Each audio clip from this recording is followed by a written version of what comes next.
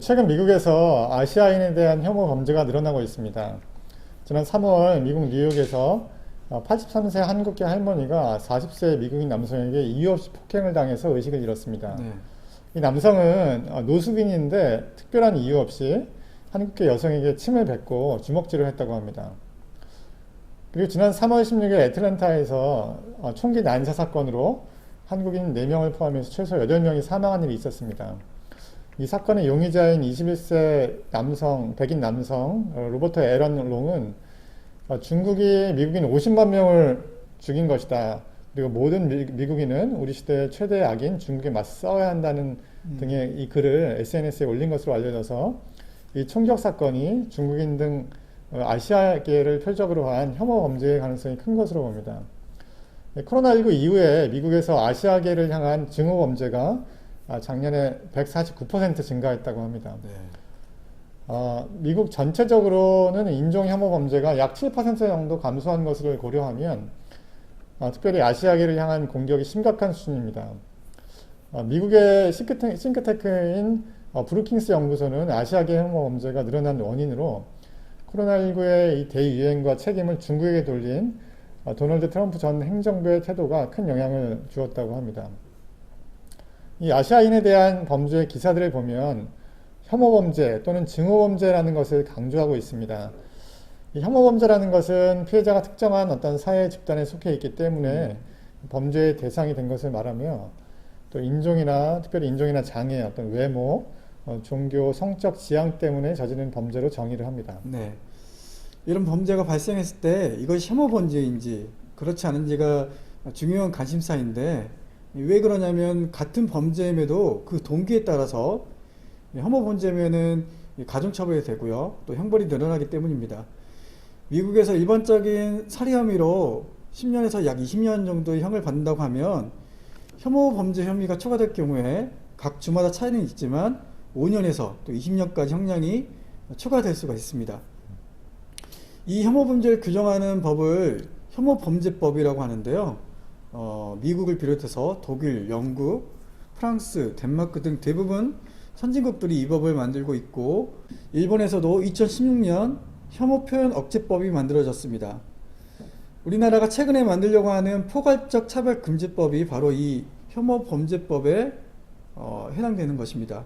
포괄적 차별금지법을 반대하는 활동가들이 주장하는 주요 논리 중에 하나가 이미 개별적 차별금지법이 있기 때문에 굳이 이 포괄적 차별금지법이 필요가 없다는 주장입니다.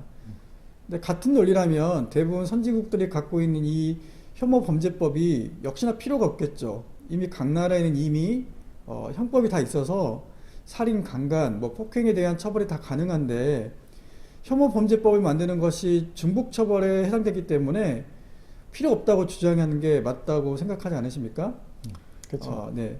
대부분의 선진국들의 혐오범죄법이 있는 이유는 그 사회의식이 성숙해서 공동체에 속한 소수자들을 보호해야 한다는 공감대가 형성되어 있고 소수자를 혐오하는 범죄에 대해서 가중처벌을 해서라도 이 소수자 인권을 보호해야 한다는 생각을 알리기 위해서입니다. 네, 한국 사회는 상당히 배타적인 사회죠. 얼마 전까지만 해도 단일민족이라는 것이 자랑이었고 자부심이었습니다. 네. 그런데 한국 사회가 급변하면서 거주 외국인이 5%에 달하는 다문화 사회가 되어가고 있습니다. 그런데 또 우리나라는 아직도 이제 외국인, 특히 동남아시아인이라든지 아프리카인에 대해서 차별이 만연되어 있고 수많은 외국인 근로자들이 비인간적인 대우를 받으면서 그리고 때로는 고용주의 어떤 폭력과 성폭력을 견디면서 일을 하고 있는 상황입니다. 특별히 코로나 시국에 외국인들이 바이러스를 퍼뜨리는 혐오 집단으로 간주되어서 외국인 근로자만 이 코로나19 검사 의무화를 하기도 하고 네. 한편으로는 똑같이 이제 세금을 내고 사회에 기여를 한다고 하더라도 마스크 구입이라든지 또 백신 접종 등의 코로나 방역에서 외국인들은 제외가 되기도 합니다. 한국인들이 외국에서 차별받고 혐오 범죄의 대상이 되는 것에 우리들은 분노하지만 한국 사회에 있는 외국인들에게 똑같이 이렇게 차별을 하면서 또 그들을 보호하는 차별금지법 제정에도 반대하는 것이 바로 우리의 현실입니다. 네. 지난 2019년 1월 24일 국회에서 한국 사회 증오범죄 진단과 대안이라는 이런 토론회가 열렸는데요. 이 토론회에는 2018년 9월 8일 제1회 인천 키오문화 축제가 예정되어 있었는데 약 1000여 명의 집회 반대자들이 모여서 이 축제 현장을 마비시켰고 오전 11시부터 진행될 예정이었던 축제는 사실상 무산된 사례를 가지고 이 토론으로 했던 그것이 바로 토론 주제였습니다. 고려대 보건학과 연구팀이 이 축제 참가자 305명을 대상으로 진행한 연구 결과를 보면요.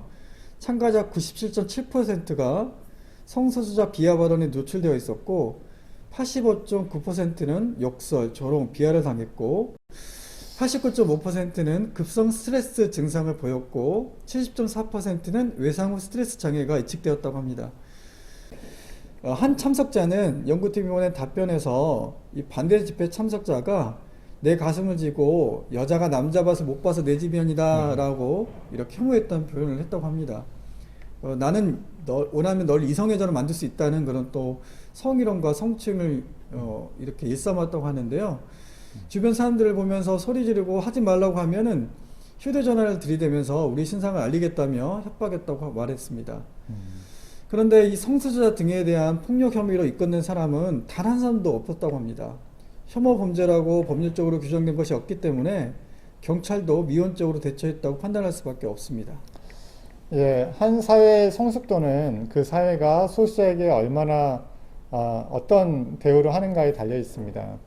미국이 비록 아시아인 혐오 범죄가 많이 일어나지만 바이든 대통령은 아시아계 혐오 범죄에 침묵하면 안 된다라고 주장을 하면서 미국 백악관은 아시아인 혐오 범죄에 대한 대책을 마련하고 있습니다. 미국이 한국인 대상 혐오 범죄에 분노하면서 또 한국에 있는 소수자에 대한 차별을 규제하는 차별금지법에 반대한다면 이것은 모순이고 또 이율배반입니다. 네.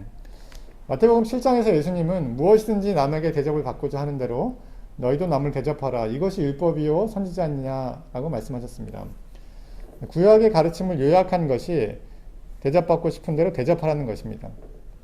미국의 아시아인 차별과 혐오가 문제라고 생각하신다면 하루속히 한국에서 포괄적 차별금지법이 만들어지도록 지지하고 도움을 주셔야 합니다. 네.